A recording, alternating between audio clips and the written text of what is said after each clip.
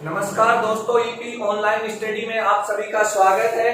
हम मनोविज्ञान विषय में व्यक्तित्व यूनिट में चर्चा कर रहे थे। व्यक्तित्व यूनिट में हम व्यक्तित्व मापन की विधियों के बारे में विस्तार से चर्चा कर रहे थे। किसके बारे में? व्यक्तित्व मापन की विधियों के बारे में। हम व्यक्तित्व मापन की विधियों के बारे में विस्तार से हम चर्चा कर रहे हैं। इसके बारे में व्यक्तित्व मापन विधि, कौन सी विधि? व्यक्तित्व मापन विधि। तो जो व्यक्तित्व मापन विधि होती है वो हमने 3 प्रकार की पढ़ी थी। कितने प्रकार की? 3। सबसे पहले हमने बताया था अप्रक्षेपी। कौन सी? अप्रक्षेपी। तो अभी हम अप्रक्षेपी विधि में भी हमने 2 प्रकार से लिया था। अप्रक्षेपी विधि भी हमने कितने प्रकार की बताई थी? अप्रक्षेपी विधि 2 प्रकार की होती है। पहली तो होती है व्यक्तिनिष्ठ। कौन सी? व्यक्तिनिष्ठ या फिर आत्मनिष्ठ। व्यक्तिनिष्ठ या फिर आत्मनिष्ठ। व्यक्तिनिष्ठ या फिर आत्मनिष्ठ। और दूसरी होती है वस्तुनिष्ठ। कौन सी होती है? वस्तुनिष्ठ। यानी कि अप्रक्षेपी विधियां, व्यक्तिगत मापन विधियां 3 प्रकार की होती हैं।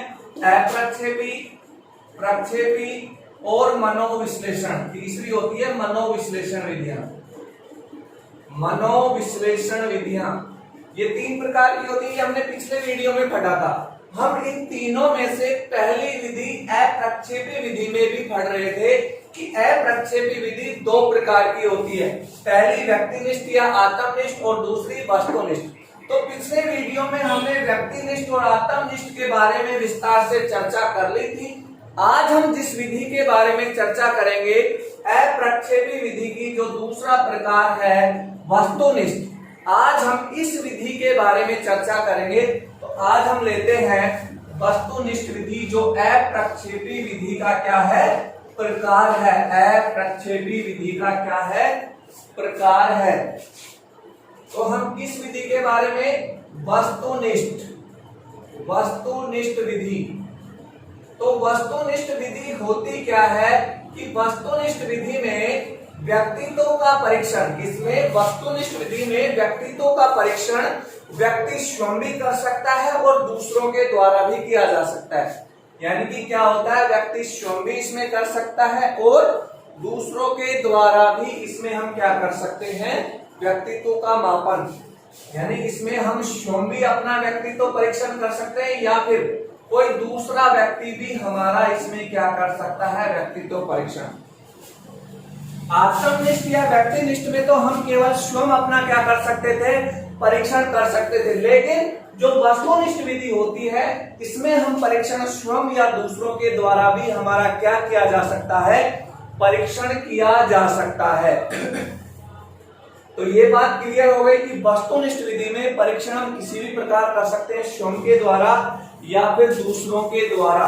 अब हम चलते हैं वस्तुनिष्ठ विधि के प्रकार। इसके ऊपर वस्तुनिष्ठ विधि के प्रकार। पहली जो इसमें आती है वो आती है निरीक्षण विधि। निरीक्षण विधि या फिर अवलोकन विधि। कौन सी? अवलोकन विधि। निरीक्षण विधि या फिर अवलोकन विधि। निरीक्षण विधि या अवलोकन विधि है, इसके जो प्रणेता थे, कौन प्रणेता थे? वो जे.बी. वाटसन थे। प्रणेता, इस विधि के जो प्रणेता हैं वो है जे.बी. वाटसन। कौन थे? जे.बी. वाटसन थे। निरीक्षण विधि का या अवलोकन विधि है जिसके प्रणेता जे.बी. वाटसन थे। अब इस विधि में हम करते क्या है? इस विधि में हम परीक्षण 2 प्रकार से कर सकते हैं। एक तो हम जिस व्यक्ति का हम परीक्षण कर रहे हैं, आमने सामने बैठकर हम क्या कर सकते हैं? परीक्षण कर सकते हैं। कैसे? आमने सामने परीक्षण। या फिर एक वो अकेला हो पीछे से, यानी कि वो व्यक्ति अपना कार्य करेगा, फिर उसके कार्य को हम देखकर उसके व्यक्तित्व निर्धारण करेंगे। यानी कि एक तो हम व्यक्ति के सामने बैठकर उसका परीक्षण करें, एक व्यक्ति के सामने ना बैठकर उसके पीछे से, यानी उसके कार्य करने के बाद हम उसका परीक्षण करें। तो निरीक्षण विधि में हम 2 प्रकार से परीक्षण कर सकते हैं।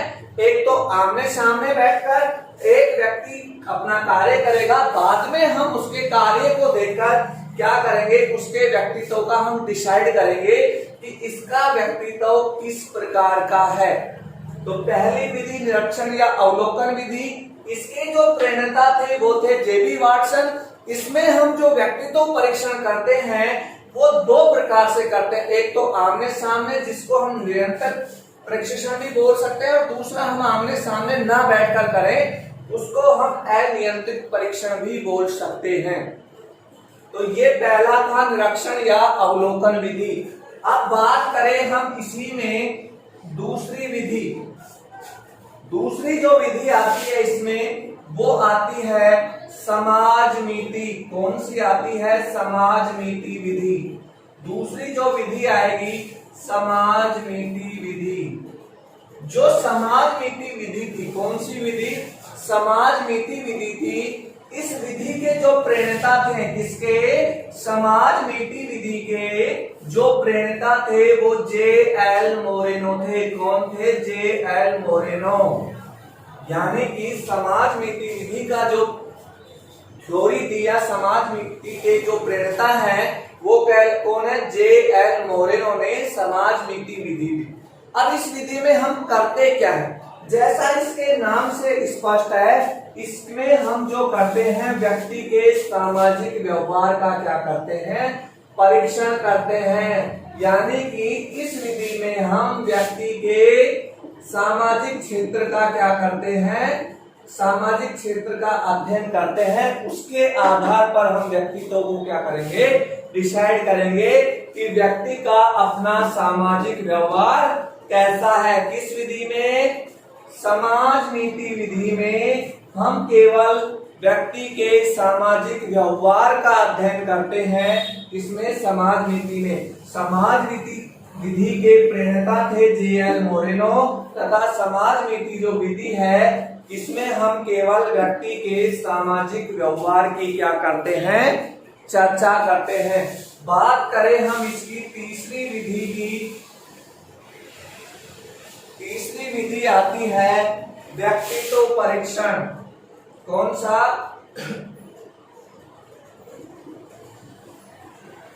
व्यक्ति परीक्षण। इस विधि में हम करते क्या है, कौन सी विधि ले रहे हैं हम, व्यक्तित्व परीक्षण ले रहे हैं। तो जो ये व्यक्ति परीक्षण विधि थी ये दी थी हार्टसॉन और मेने। किसने दी थी, हार्टसॉन और मेने। इस विधि में हम केवल व्यक्ति के ईमानदारी गुण का, किसके, ईमानदारी गुण का अध्ययन करते हैं। किसका, ईमानदारी गुण का। जो व्यक्ति परीक्षण विधि है वस्तुनिष्ठ विधि की तीसरी विधि, इसमें हम केवल व्यक्ति के किस गुण का अध्ययन करेंगे, ईमानदारी गुण का करेंगे। यानी कि व्यक्ति से कुछ ऐसे कार्य कराए जाएंगे जहां उसकी ईमानदारी का टेस्ट किया जाएगा, यानी उसको पैसों का व्यवहार किया जाए या फिर किसी और प्रकार से कि वो व्यक्ति गड़बड़ करता है या अपने कार्य में पूर्णतया ईमानदारी दिखाता है। तो इस आधार पर उसका क्या किया जाता है, व्यक्तित्व परीक्षण किया जाता है कि वो व्यक्ति ईमानदारी दिखाता है या फिर क्या दिखाता है। चौथी जो विधि आती है वो आती है कर्म निर्धारण विधि। कौन सी आती है, कर्म निर्धारण विधि। चौथी विधि जो है कर्म निर्धारण विधि। जो कर्म निर्धारण विधि होती है ये विधि थर्स्टन द्वारा दी गई थी। किसके द्वारा, थर्स्टन के द्वारा। अब देखो जो कर्म निर्धारण है, जैसा इसके नाम से इसमें कर्म निर्धारित होता है। विधि किसने दी, थर्स्टन ने।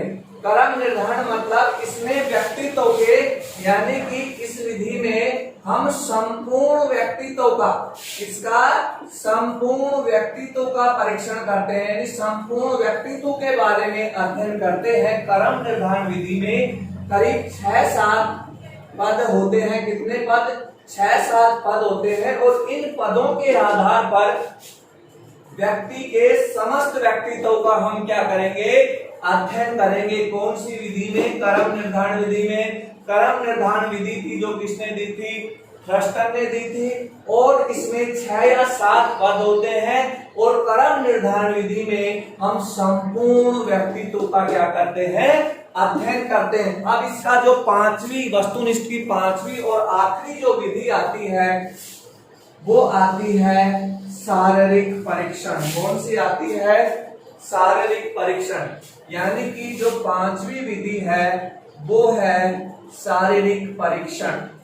शारीरिक परीक्षण, जैसा कि इसके नाम से स्पष्ट है कि जो शारीरिक परीक्षण होता है, क्या होता है, शारीरिक परीक्षण होता है, इसमें केवल शरीर से संबंधित यानी शारीरिक अध्ययन किया जाता है। किसका अध्ययन किया जाता है, शारीरिक अध्ययन, यानी व्यक्ति के शरीर से संबंधित अध्ययन करके उसके व्यक्तित्व का डिसाइड किया जाता है। पांचवी विधि है शारीरिक परीक्षण। इसमें हम केवल शारीरिक अवस्थाओं से संबंधित क्या करेंगे, अध्ययन करेंगे। तो आज हमने चर्चा की है वस्तुनिष्ठ विधि पर। वस्तुनिष्ठ की पहली है निरीक्षण या अवलोकन विधि। इस विधि में हम आमने सामने या फिर आमने सामने ना बैठकर व्यक्तित्व का क्या करते हैं, परीक्षण करते हैं। दूसरी विधि थी समाजनीति विधि। इसमें हम केवल व्यक्ति के सामाजिक व्यवहार का अध्ययन करते हैं। तीसरी थी व्यक्ति परीक्षण। इसमें केवल ईमानदारी गुण का अध्ययन किया जाता है। किसका, ईमानदारी गुण का। चौथी विधि है क्रम निर्धारण विधि। इसमें संपूर्ण व्यक्तित्व के बारे में अध्ययन किया जाता है। और पांचवी विधि थी शारीरिक परीक्षण, जिसमें हम समस्त शरीर की अवस्थाओं यानी शरीर से संबंधित अध्ययन करते हैं। तो आज हमारा था वस्तुनिष्ठ विधि। बाकी यानी अप्रक्षेपी विधि की दोनों व्यक्तिनिष्ठ या आत्मनिष्ठ और वस्तुनिष्ठ दोनों विधियां हमारी कंप्लीट हो गई। अब कल के वीडियो में यानी कल हम चर्चा करेंगे प्रक्षेपी विधि पर। वीडियो को लाइक कीजिए, शेयर कीजिए और चैनल को सब्सक्राइब कीजिए। जय हिंद, जय भारत।